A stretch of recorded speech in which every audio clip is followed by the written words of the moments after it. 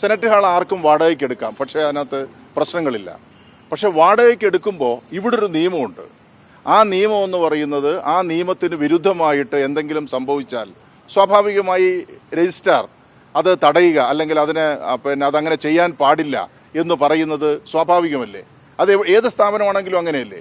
അത് ചെയ്തതിന് പേരിൽ ഇപ്പോൾ രാഷ്ട്രീയമായി പ്രശ്നങ്ങളെ കണ്ടുകൊണ്ട് സംഘപരിവാർ ശക്തികൾ പറയുന്നത് കേട്ട് കേരള സർവകലാശാലയുടെ VC രജിസ്ട്രാറെ സസ്പെൻഡ് ചെയ്തിരിക്കുകയാണ്. ഒരു കാരണവശാലും ഇത് അംഗീകരിക്കാൻ വേണ്ടിയിട്ട് പറ്റില്ല. ഒരു കാരണവശാലും നിയമപരമായി തന്നെ ഇത് അംഗീകരിക്കാൻ പറ്റുന്ന ഒരു സാഹചര്യമല്ല നിലവിലുള്ളത് എന്നുള്ളത് എല്ലാവർക്കും മനസ്സിലാവും. ഞാൻ ചോദിക്കട്ടെ, ഈ സർവകലാശാലയുടെ സെനറ്റ് ഹാളിനകത്ത് ഒരു സ്ത്രീ ഒരു കാവി കൊടിയും പിടിച്ചുകൊണ്ട് നിൽക്കുന്ന ഒരു ചിത്രം വെച്ചാൽ അത് എങ്ങനെയാണ് വേറൊരു രീതിയിൽ നമ്മൾ കാണുന്നത്?